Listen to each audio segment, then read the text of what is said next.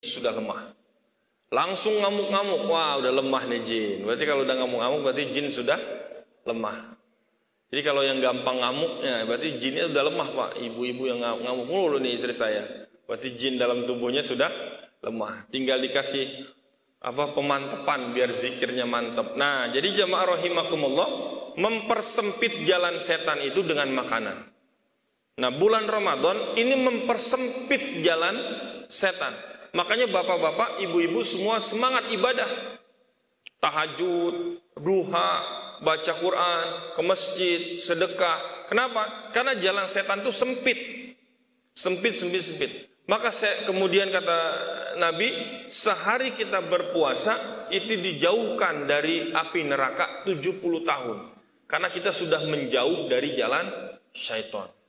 Dijauhkan 70 tahun. Kalau 30 hari puasa, tinggal kali aja. Nah, mudah-mudahan itu bisa dilanjutkan di luar bulan Ramadan. Mari kita mempersempit jalan-jalan syaitan. Gimana caranya?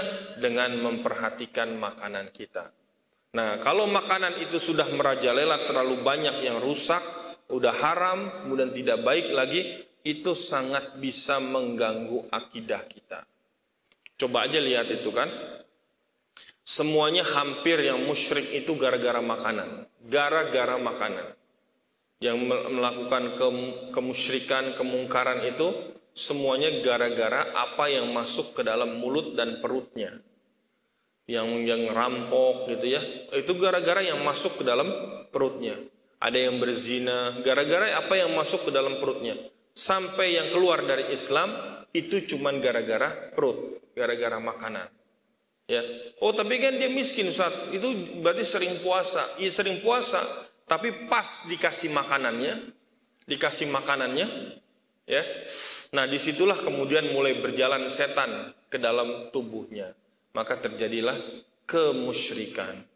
Sama seperti orang-orang kaum Nabi Nuh melakukan kemusyrikan karena supaya kebun-kebunnya itu menghasilkan makanan yang banyak, menghasilkan uang yang banyak. Jadi ujung-ujungnya kemusyrikan yang bersumber dari makanan.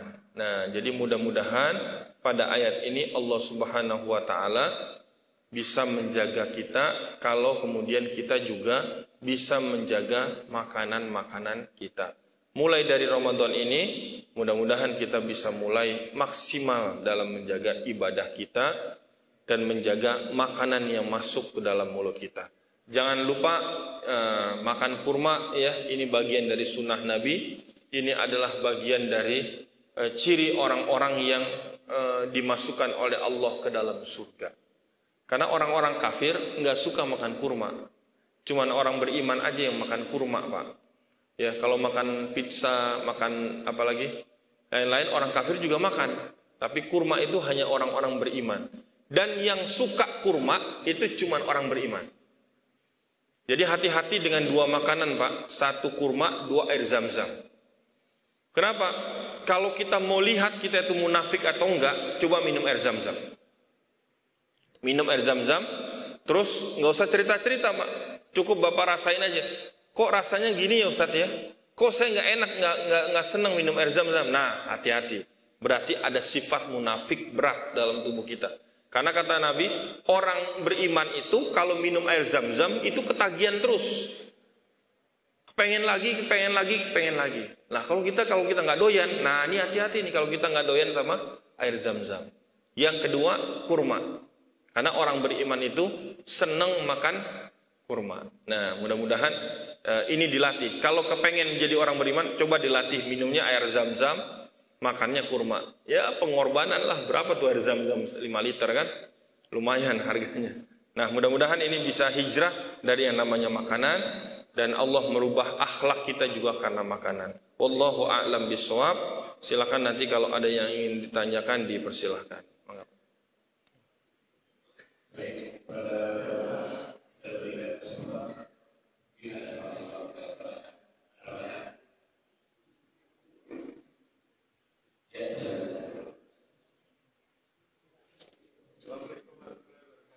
Waalaikumsalam warahmatullahi wabarakatuh.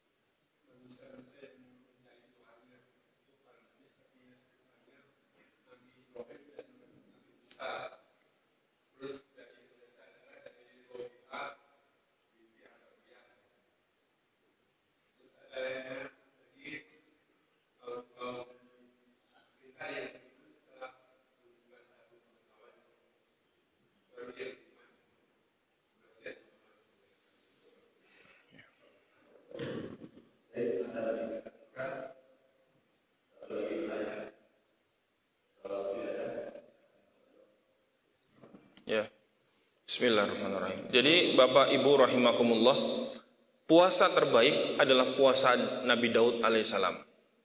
Salat malam terbaik adalah salat malamnya Nabi Daud alaihissalam. Gimana puasa Nabi Daud? Sehari puasa, sehari enggak. Sehari puasa, sehari enggak. Kalau sudah puasa Daud, tidak usah puasa Senin Kamis. Karena itu sudah puasa yang paling bagus. Enggak ada yang lebih bagus lagi. Kalau sudah puasa Daud, tidak usah puasa sunnah-sunnah yang lain. Karena itu sudah puasa yang terbaik. Puasa Nabi Daud. Nah, sholat sunnah terbaik, sholat malam terbaik, sholat sunnah, sholat malamnya Nabi Daud. Gimana sholat malamnya Nabi Daud? Nabi Daud tidur, kemudian bangun, sholat tahajud. Tidur lagi, tahajud lagi. Tidur lagi, tahajud lagi. Dan itu dilakukan sampai ketemu subuh. Sampai ketemu subuh.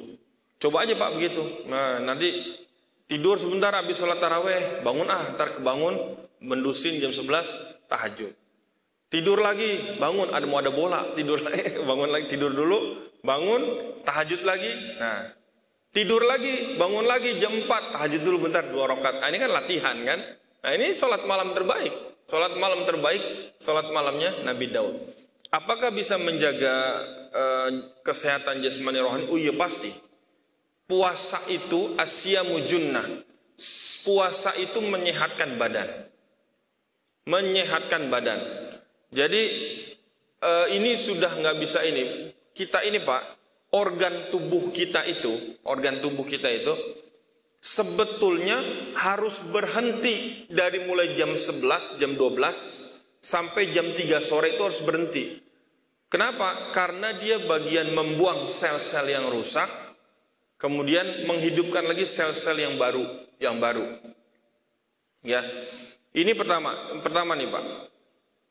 Kalau kita tidak puasa, lambung kita itu kan bekerja terus, ya kan? Kita ngunyah terus dari pagi sarapan, nanti ngemil lagi, nanti ngopi lagi jam berapa. Jadi lambung kita tuh kerja terus nggak pernah istirahat. Padahal lambung itu harus berhenti bekerja supaya istirahat, kemudian menghasilkan sel-sel yang baru. Nah ini kapan berhentinya? Kalau kita lagi puasa. Kayak hari ini kita puasa, itu nanti kan jam 12, sampai jam 3, lambung semua lagi, organ-organ kita lagi bekerja, membuang sel-sel yang rusak. Sel-sel yang rusak, akhirnya tumbuh sel-sel baru. Itu untuk orang berpuasa. Maka ketika dilakukan penelitian, orang yang selesai puasa 30 hari, apa katanya?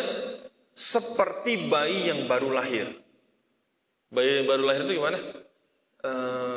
Tidak ada dosa kalau pengertian gitu ya. Ternyata di penelitian itu disebutkan orang yang berpuasa 30 hari, maka ketika 30 hari selesai, sel-selnya itu berubah menjadi lebih bagus dan dibandingkan orang yang tidak berpuasa.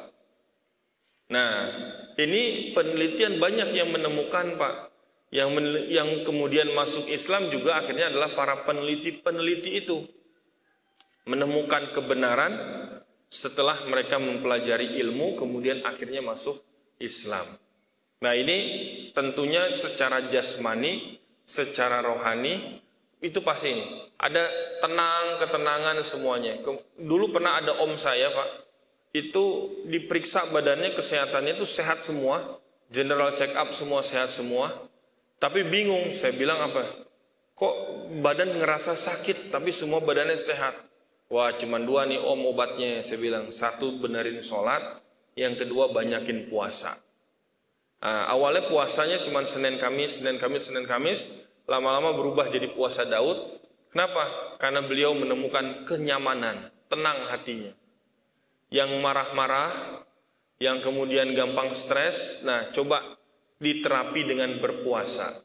Karena banyak sekali yang menemukan hidayah-hidayah, menemukan ketenangan badannya, batinnya itu ketika sedang berpuasa. Ini pertama Pak, pasti puasa Daud itu apalagi? Itu bisa memberikan efek yang luar biasa. Syukur-syukur bisa istiqomah. Kalau ada yang puasa Daud, istiqomah. Istiqomah bisa sampai meninggal dunia puasa Daud ya. Tentang mencari Tuhan. Nah, mencari Tuhan, Bapak Ibu yang dirahmati Allah, mencari Allah itu harus dengan guru. Gurulah yang kemudian mengarahkan kita. Mengarahkan kita. Kalau kemudian ada Nabi Musa alaihissalam, ada Nabi Ibrahim alaihissalam, yang kemudian dia bertanya kepada di mana Allah, apakah Tuhan itu adalah ini, apakah Tuhan adalah ini gitu ya. Atau kemudian Nabi Muhammad SAW yang kemudian dia banyak berhalwat di Gua Hiro gitu, bertanya tentang ketuhanan, keesaan, kemudian mendapatkan wahyu. Nah, itu adalah derajat kenabian. Nabi itu kemudian mendapatkan wahyu. Tapi kalau orang seperti kita nih, yang memang pintu kenabian ditutup, kerasulan ditutup, kalau kita belajar kemudian tanpa guru, maka yang akan muncul adalah berebut orang jadi gurunya, setan. Muncullah setan. Berapa banyak yang murtad dari Islam gara-gara tidak punya guru. Contohnya siapa? Saifuddin Ibrahim ya? Saifuddin Ibrahim, Ustadz Pak. Ustadz, nah kemudian murtad lagi. Sekarang jadi pendeta. Ya Allah, kusut amat mukanya. Nah, jadi ini gara-gara dan beberapa kisah-kisah yang lain. Kemarin ada orang yang katanya ketemu sama Yesus di depan Ka'bah. Dia lagi umroh. Tahu-tahu pas pulang umroh langsung murtad. Nah, ini mau mencari Allah tapi tidak punya bimbingan. Makanya yang terjadi adalah kesesatan. Walaupun dari segi ilmu apapun, mau dari ilmu syariat, mau cari ilmu hakikat, bahkan tasawuf sekalipun, itu harus punya guru. Termasuk Rabiatul Adawiyah, itu pun juga punya guru, pembimbingnya. Ya, jadi ada murabbinya, ada yang membimbing beliau itu menuju jalan yang paling dekat kepada Allah untuk bertaubat. Nah, itu mungkin pentingnya guru. Kemudian gurulah yang tempat kita bertanya. Kalau misalkan banyak yang kemudian menemukan fakta-fakta ilmiah, kemudian Islam itu adalah benar, itu kan karena berkat bimbingan guru juga ya. Dibuka, kemudian ternyata sel-sel tubuh kita itu beregenerasi beberapa ini. Kenapa kemudian ada Pak dokter kemudian masuk Islam? Kenapa? Karena orang Yahudi ini masuk Islam, dia menemukan ketika ada orang berhubungan suami istri, maka bekasnya itu akan hilang dalam sekian waktu. Bekas. Jadi dia berhubungan suami istri, bekas si suami itu menempel di sel-sel tubuh istri itu dan akan hilang beberapa waktu. Nah, di Islam itu dikenal namanya ketika sudah bercerai, maka ada jeda waktu kan? Jeda waktu berapa? Salah satu kuru 3 kali suci, kalau meninggal itu berapa hari gitu. Itu kenapa? Karena setelah bersih masa iddahnya selesai, ternyata bekas-bekas jejak-jejak suami yang kemarin itu sudah hilang semua dari tubuh istrinya. Makanya kemudian bisa menikah lagi. Itu diteliti yang menemukan orang Yahudi. Yang Yahudi, ternyata begini. Makanya di Islam kemudian begini-begini. Akhirnya si Yahudi ini masuk Islam. Di Islam itu ini. Nggak ada tuh yang agama lain ngajarin kayak gitu Pak. Cuman Islam yang begitu rinci, begitu detail tentang ilmu pengetahuan. Kenapa Nabi SAW itu kalau buang air kecil, itu dalam kondisi gimana Pak? Jongkok, nggak ada yang berdiri. Nabi itu nggak berdiri kecuali dalam beberapa hal. Dan jongkoknya bukan kayak jongkok main kelereng Pak.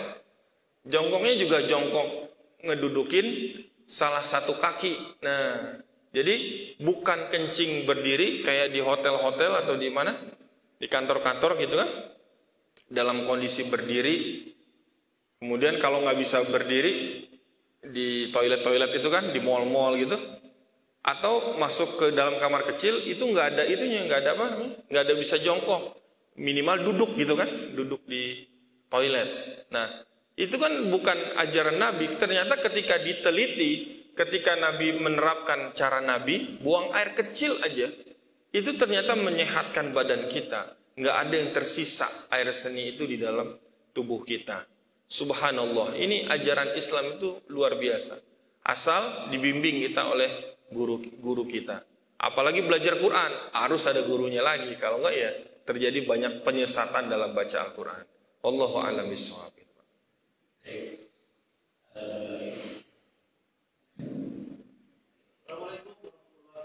Waalaikumsalam warahmatullahi wabarakatuh.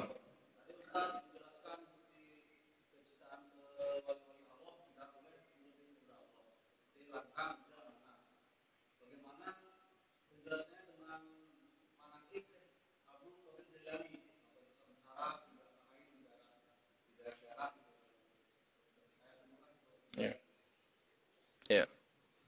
Jadi begini, kalau kita mendoakan orang soleh, itu boleh, sangat boleh Pak. Mendoakan wali-wali Allah itu boleh.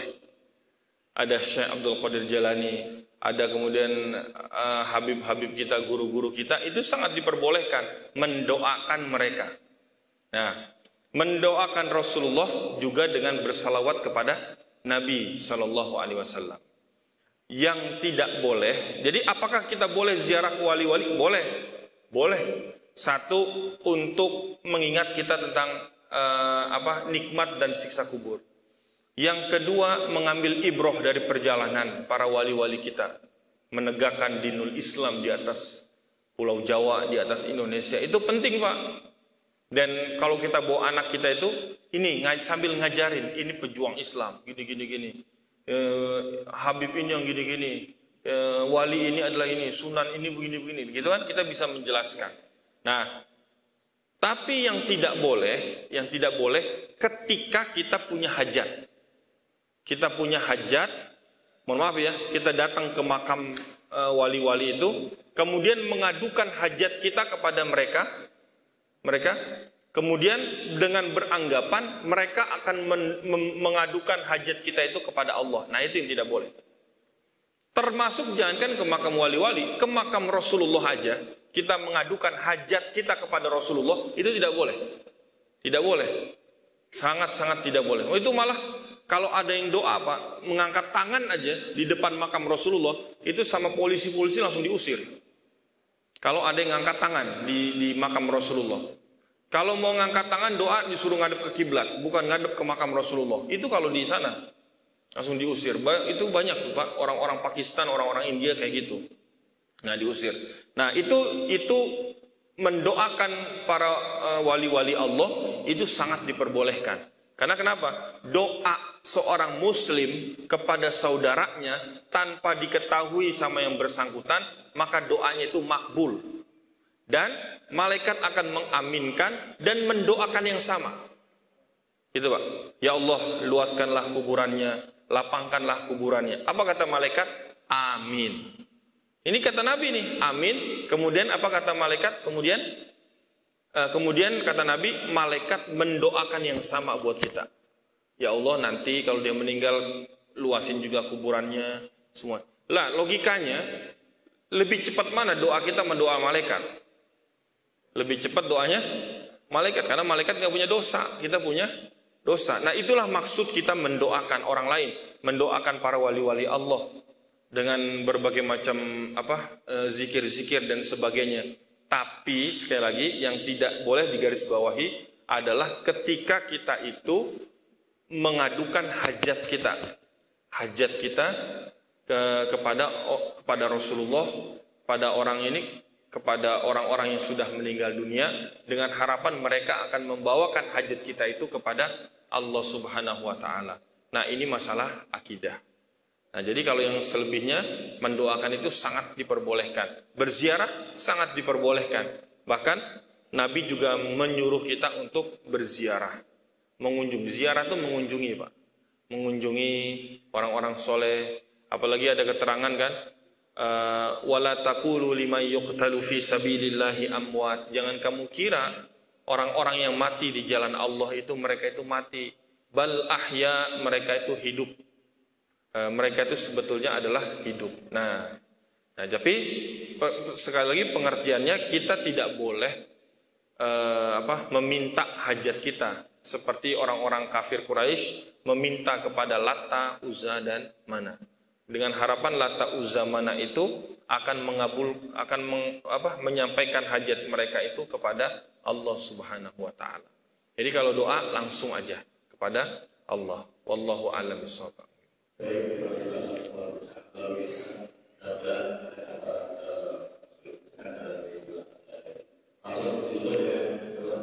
Ya, baik. Mudah-mudahan Allah senantiasa menjaga kita semua, memberkahi kita semua, menjadikan kita hamba-hamba yang bertakwa, yang sakit Allah sembuhkan sakitnya, yang banyak masalah Allah berikan jalan keluar, yang banyak hutang Allah lunasi semua hutang-hutang kita. Kita bisa keluar dengan di bulan Ramadan menjadi hamba-hamba yang bertakwa kepada Allah. Ala hadhihi niyyahu ala kulli niyatin salihah. Al-Fatihah. A'udzu billahi minasyaitonir rajim. Bismillahirrahmanirrahim. Alhamdulillahi rabbil alamin arrahmanir rahim maliki yaumiddin. Iyyaka na'budu wa iyyaka nasta'in. Ihdinas siratal mustaqim. Siratal ladzina an'amta 'alaihim ghairil maghdubi 'alaihim waladdallin. Amin. Amin amin ya Allah ya Rahmanir Rahim. Allahumma ya mujibas sa'ilin. Allahumma rabb Jibril wa Mikal wa Israfil. Fatirus samawati wal ard alimul ghaibi wasyahadah subuhun kudusun rabbuna wa rabbul malaikatu waruh.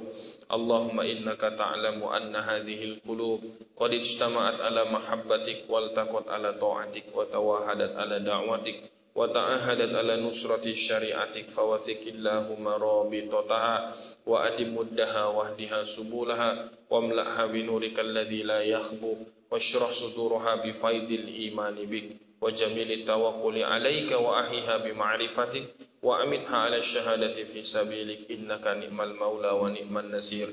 Rabbana atina fid dunya hasanah wa fil akhirati hasanah wa qina adzabannar. Wa sallallahu ala sayyidina Muhammadin wa ala alihi wa sahbihi ajma'in. Subhana rabbika rabbil izzati amma yasifun wa salamun alal mursalin walhamdulillahi rabbil alamin. Yang benar hanya dari Allah, yang salah dari saya pribadi. Kita tutup dengan hamdalah, alhamdulillahi rabbil alamin. Kifaratul majlis, subhanakallahumma wa bihamdika asyhadu an la ilaha illa anta astaghfiruka wa atubu ilaik. Wabillahi taufiq wal hidayah. Assalamualaikum warahmatullahi wabarakatuh.